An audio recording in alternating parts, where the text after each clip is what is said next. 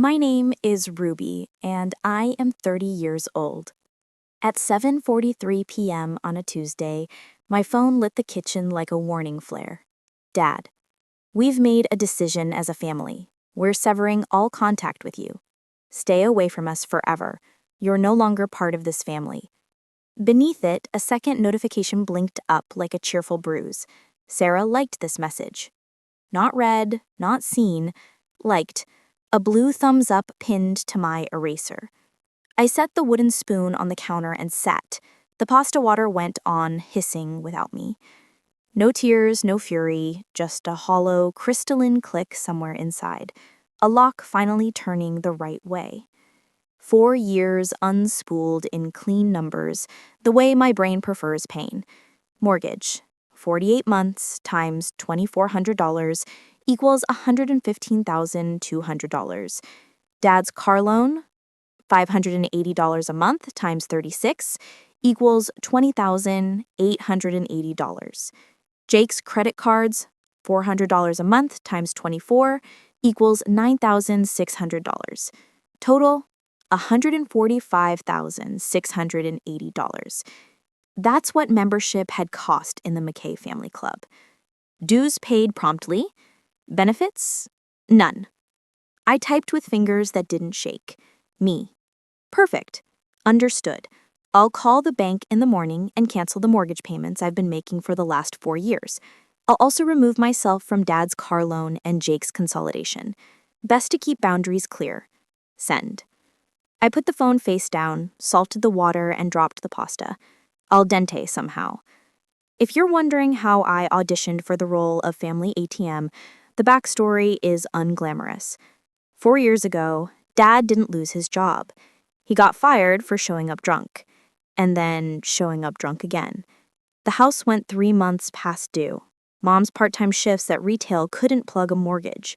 I was 26, a financial analyst with a modest apartment, a careful savings plan, and a habit of fixing things that didn't ask to be fixed.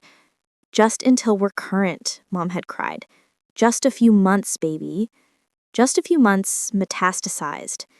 Dad temporarily needed a car after a DUI totaled the old one. His credit was scorched earth, mine was green. Could you just co-sign? Temporarily became permanently mine. Then Jake, my little brother, with big spending and small plans, showed me 3 maxed cards, $18,000, and said he was getting it under control. I co-signed a consolidation and then predictably made the payments when under control turned out to be a mood, not a clan. While I financed the family financed a narrative.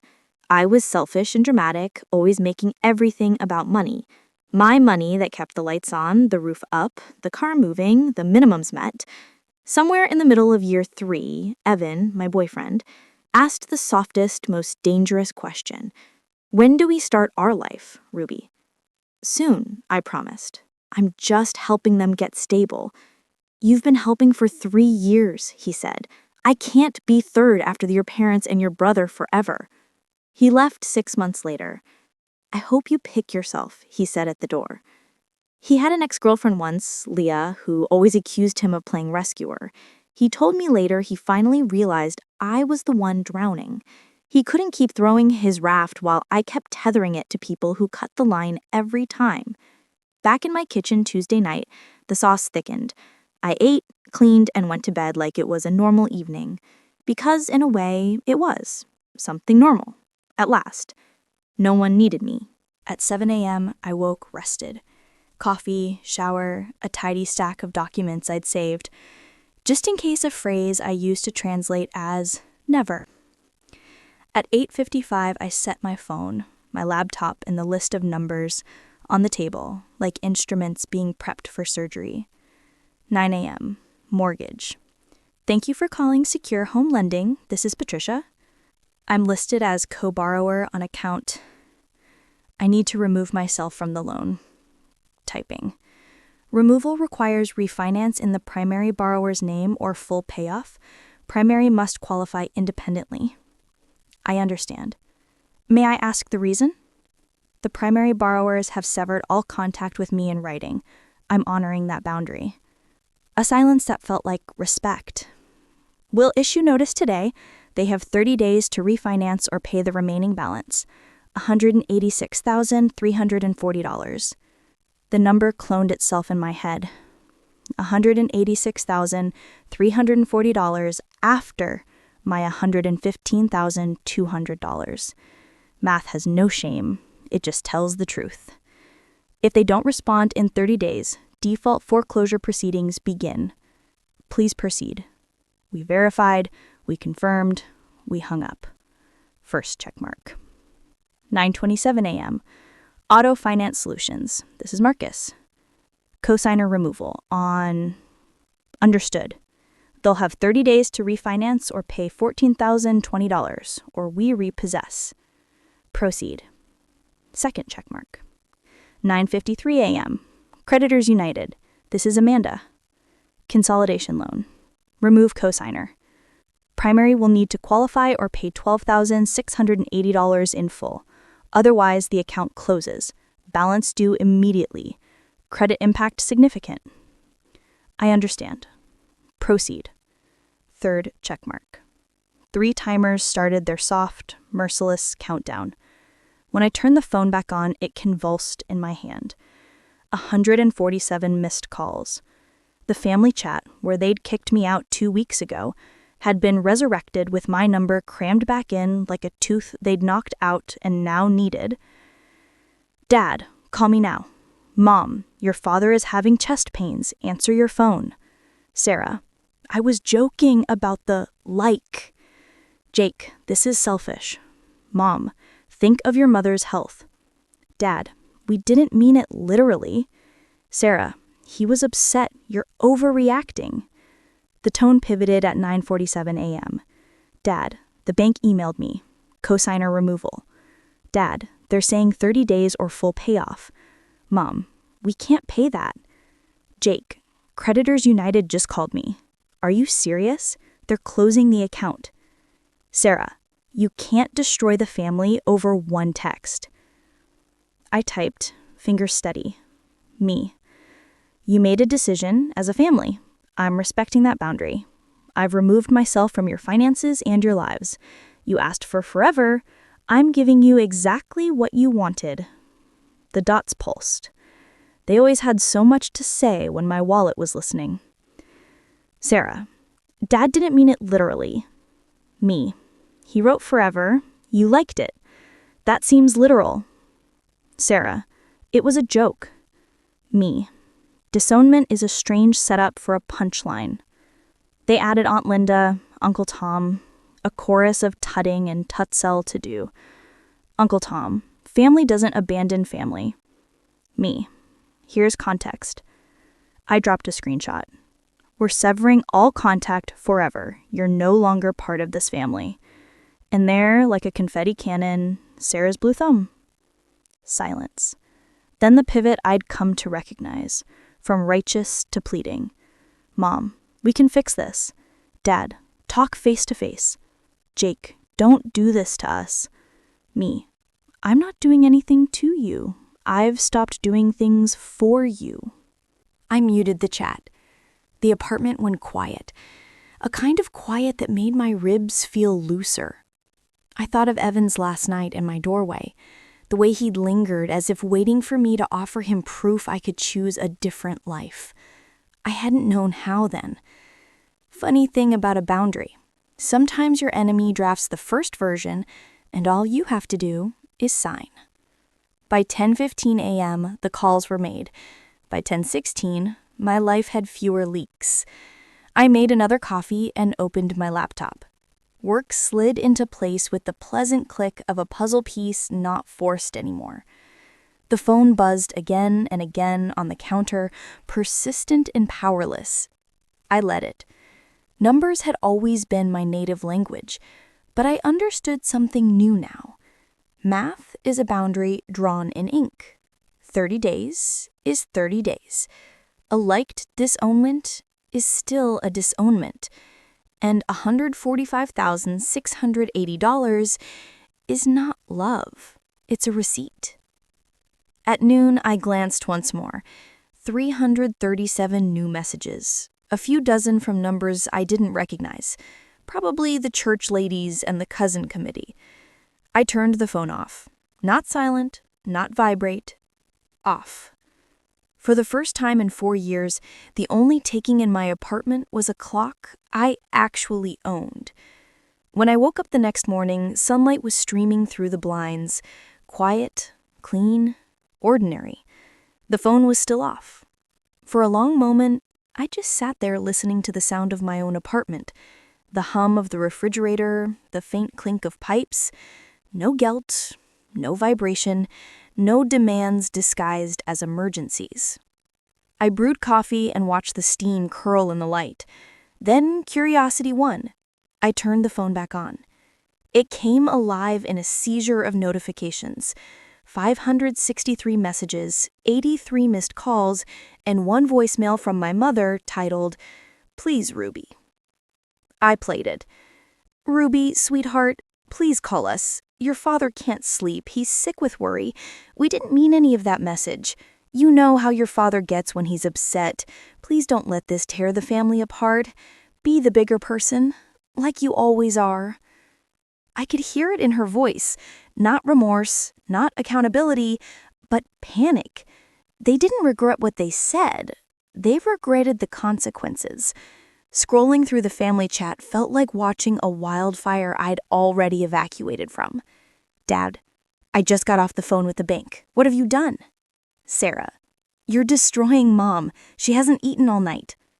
"Jake, they're saying I owe the full balance now." "Mom, how could you do this to your own family?" "Uncle Tom, your mother raised you better than this." "Aunt Linda, maybe this can still be resolved peacefully." "Sarah, you can't just walk away. We're blood." Blood. That word used to feel sacred. Now it just felt like a contract I'd never signed. I didn't reply. Instead, I attached the screenshot again. Dad's text, Sarah's like, the words "forever" and "no longer part of this family." 5 minutes later, my phone started ringing. "Dad." I let it ring until voicemail, then again. Finally, I answered. "Ruby." His voice came sharp, almost frantic. "What is this nonsense? You've sent our mortgage company a removal notice. You're trying to get us foreclosed." I kept my tone flat. "No, Dad, you're doing that yourselves. I just stopped paying your bills." "You can't just walk away. You told me to stay away forever. I'm just following instructions. You're being childish." "No," I said, for the first time. "I'm being an adult, one who recognizes emotional blackmail when she hears it." There was a pause, the kind where someone realizes their script isn't working. Then his voice dropped, low and trembling. "Your mother's crying, Ruby. Is that what you wanted?" "I wanted boundaries. The crying is optional." I hung up before he could reply. That night, the group chat lit up again. Only this time, it wasn't just immediate family. It was a mob. "Sarah, please talk some sense into her.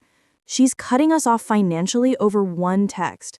Surely you can find it in your heart to forgive. Family doesn't turn their back in hard times. Wait, she paid your mortgage for years? That's not the point, Michelle." "Sounds like it might be." I smiled. At least someone saw it. I dropped another message in the chat. "Just to clarify, I've paid $145,680 over 4 years while being called selfish, excluded from the family chat, and told I'm no longer family. I'm respecting your decision. If you wanted financial support, you should have kept the relationship. But you can't have both. Good luck." Then I left the group again. Permanently this time. Days passed like that. Quiet, except for the occasional email notification. On day 5, the first official letter came from the mortgage company. Notice of intent to refinance or pay in full. 30 days remaining. Attached beneath it was a line that made me laugh aloud in my kitchen. Primary borrower must demonstrate ability to sustain payments independently.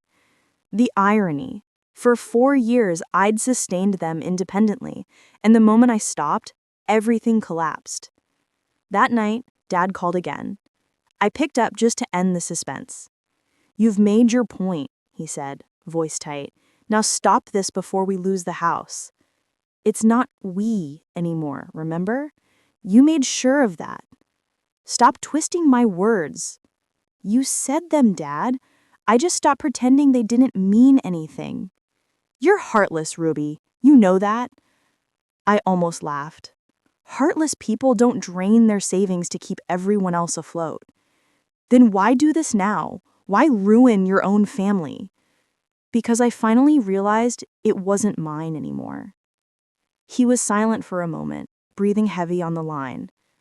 "You think you're so righteous, but you'll regret this when you have no one left." "I'd rather have no one than people who see me as a wallet." Then I ended the call. Day 7, another attempt. This time they sent someone to my apartment. The buzzer went off at 9:14 a.m. "This is Sarah McKay," said the voice through the intercom. "I just want to talk." I didn't even get up from my desk. "Leave, Sarah. I'm working." "Ruby, please. Mom hasn't stopped crying. Dad's blood pressure is through the roof." "And that's my responsibility?" "You're ruining their lives. They're the ones who told me to stay away. I'm giving them peace and quiet. You're welcome." "Don't do this," she begged. "You're punishing everyone." "No. I'm teaching everyone that forever actually means something." A pause, then quiet fury. "You're sick, Ruby. You need help." I smiled. I finally got it. It's called boundaries. Then I hung up the intercom. 5 minutes later, I heard her footsteps fade. That night, I sat on my couch, wine glass in hand, and read over my bank statements, the ones that used to haunt me. Every line item had once been a chain. Mortgage transfer, auto loan payment, credit loan coverage. Now, zeros. Freedom looked weird on paper, simple, almost sterile, but it felt good, like silence after years of static. Still, part of me waited for guilt to come crashing in, for the ache to return. But it didn't. Not yet. On day 10, my phone buzzed with a new number. Against my better judgment, I answered. "Hi, this is Patricia Chen from Family Resolution Services. Your mother reached out about facilitating a family mediation regarding financial misunderstandings." I laughed under my breath. "Misunderstandings?" "Yes, ma'am. She says the family message was sent in anger and they're hoping to reconcile." They didn't just send a message. They declared me non-family, then panicked when their mortgage got real again. A pause, then delicately, "Would you like to participate in mediation?" "No," I said. "Tell her the problem isn't communication, it's consequences." And I hung up. That night, I dreamed for the first time in months, not about arguments, not about bills, but about quiet mornings.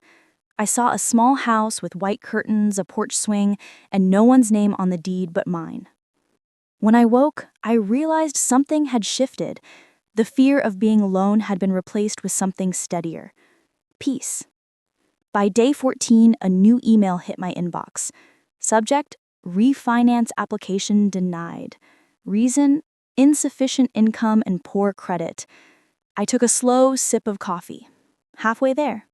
But before I could even celebrate, another notification popped up. New group chat. Family emergency. Of course. The messages poured in. Aunt Linda: "Everyone please be calm. Mom, Ruby, please talk to us." Dad: "You're taking this too far." Jake: "I can't believe you're doing this." Sarah: "If the house goes into foreclosure, it's on you." I typed one line and sent it before leaving the chat. "You told me to stay away forever. I'm just staying consistent." Then I muted every thread, every number, every echo. The countdown ticked in my mind. 16 days left. 16 days until every dollar, every tear, every ounce of guilt expired, and I'd finally be free. By day 15, the panic was turning into strategy. I could sense it in the tone of their messages. Less emotion, more manipulation. They were regrouping. Mom started posting cryptic statuses on Facebook. Some people forget who raised them. Family isn't disposable. Sarah followed suit with her own brand of sanctimonious poetry. Money can't buy loyalty. Some wounds are worse than betrayal. I didn't reply, but I screenshotted everything. A habit I developed over years of being gaslighted. Proof not for them, but for myself. Because deep down, I knew what would come next. The smear campaign.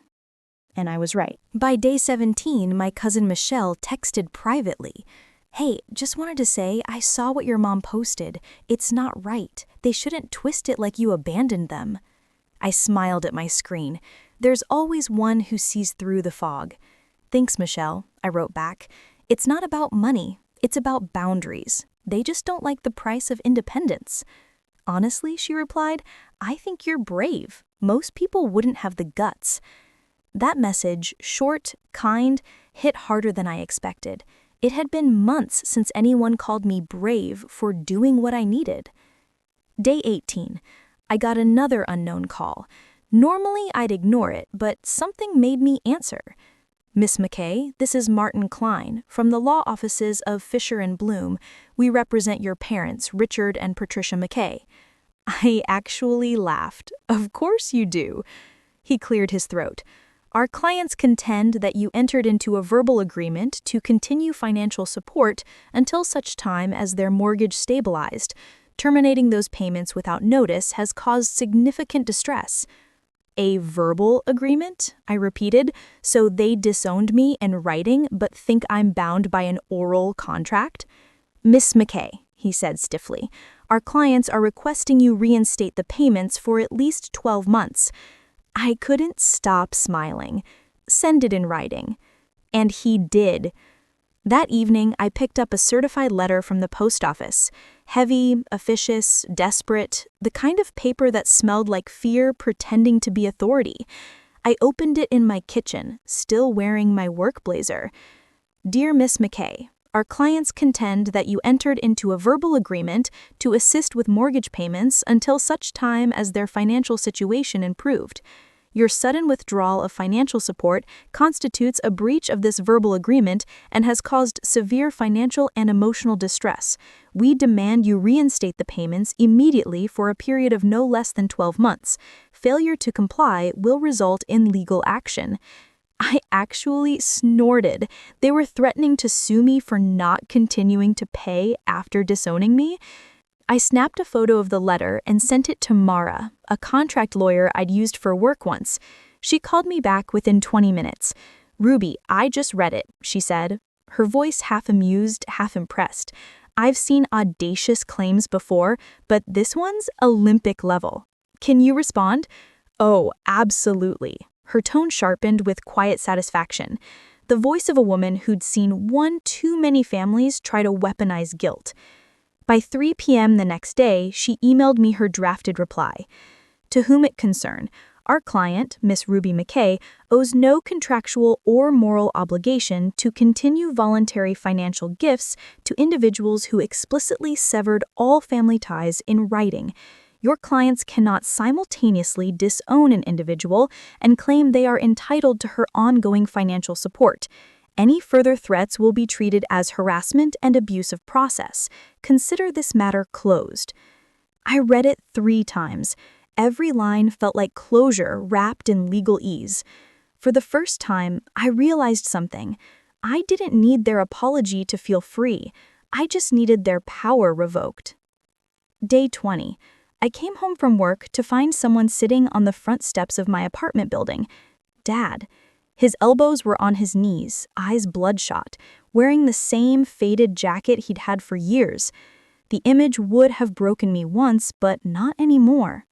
He stood as I approached. "You can't keep ignoring me forever, Ruby." "I'm not ignoring you," I said. "I'm honoring your request to stay away." "I didn't mean it." "You meant it when it was convenient. Now that there are consequences, you want to refund." "Can we please talk inside?"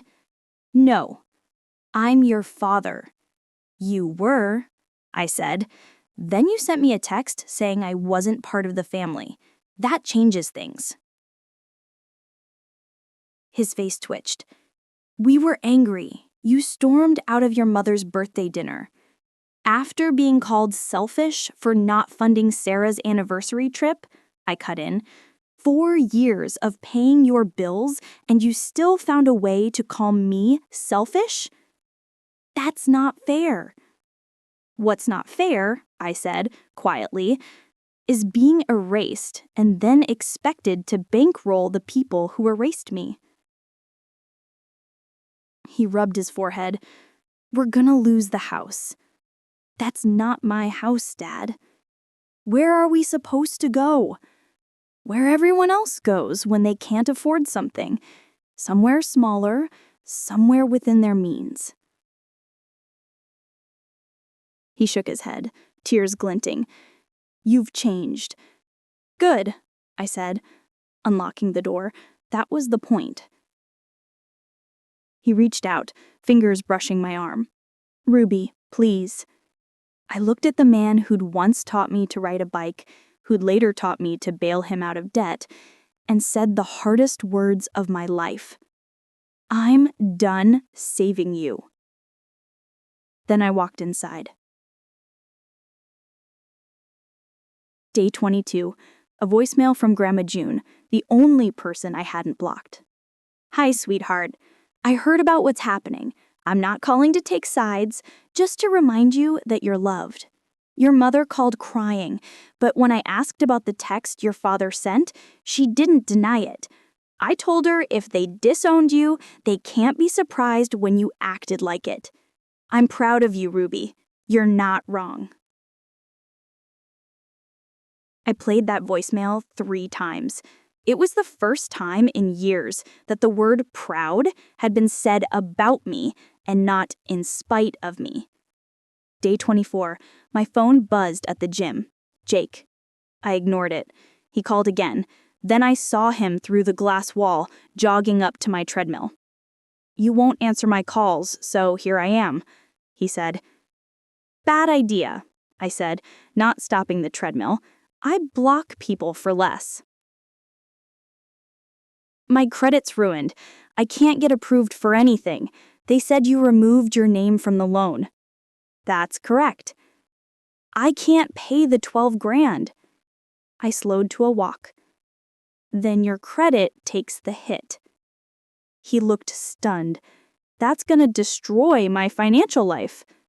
No, Jake, I said, breathing steadily.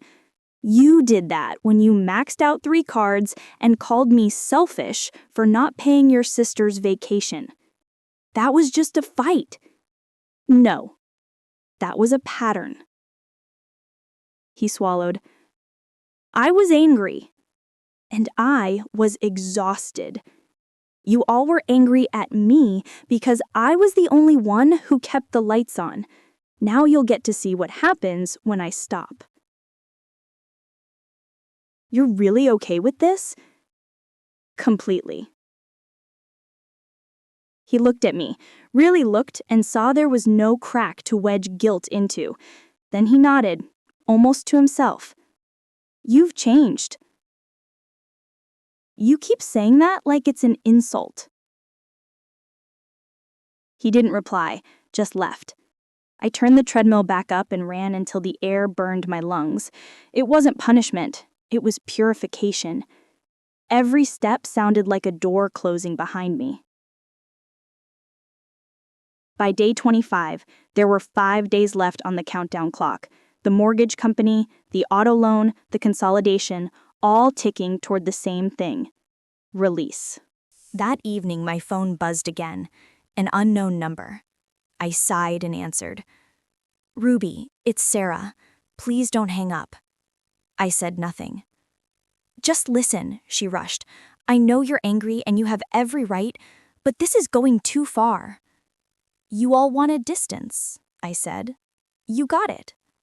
That like on the text, it was stupid. I wasn't thinking. You were thinking, I said. You read it, processed it, and clicked like. That's not an accident. That's an endorsement. She went quiet. Fine, I made a bad choice, but Mom and Dad are going to lose everything. They'll survive, I said. People lose houses all the time. You don't care at all, do you?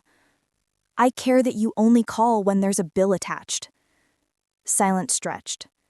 Then, in a small voice, is there anything that would make you change your mind? No, I said simply. Nothing. And for once, I meant it without bitterness, just truth. When I hung up, I realized something startling. The fear that used to live in my chest, fear of being hated, rejected, alone, was gone. All that was left was stillness and freedom. By day 29, the sky itself seemed to hold its breath. The countdown in my head was down to hours, not days. 30 days since the message, 30 days since the last transfer, 30 days since I'd stopped apologizing for existing. At 7 a.m. on Thursday, I made coffee and sat at my kitchen table like it was any other morning, except that it wasn't. 3 emails waited in my inbox. First one, Secure Home Lending, timestamped 12:01 a.m. Subject, Notice of Default, Foreclosure Proceedings Initiated. Second, Auto Finance Solutions, 12:30 a.m. Vehicle repossession scheduled 7 business days. Third, Creditors United, 12:05 a.m. Account closure, full balance due immediately. I read each one carefully, methodically. Then, without ceremony, I dragged them all into a folder I'd created weeks ago. Not my problem. And then I laughed, not the bitter kind. The light, startled laugh that comes when you realize the war you were fighting is over and you actually won. By 2 p.m., curiosity won again. I checked. 47 missed calls, 156 new messages in the family group chat I'd long since muted, but still technically had access to. Dad, we got the foreclosure notice. Mom, the bank says we have 14 days. Sarah, are you happy now? Jake, my credit score dropped 180 points. Mom, we're packing boxes. Dad, you've destroyed this family. Sarah, I hope you can live with yourself. I could. In fact, I'd never lived better. 2 weeks later, I got a text from Grandma June. Your parents moved into a 2-bedroom apartment on the east side. It's smaller, but affordable. Your mom's working full-time now. Your dad picked up a second job. They're managing. Thought you should know. I sat with that for a moment, the image of them actually taking care of themselves for once. Then I replied, Thanks for letting me know, Grandma. I'm glad they're managing.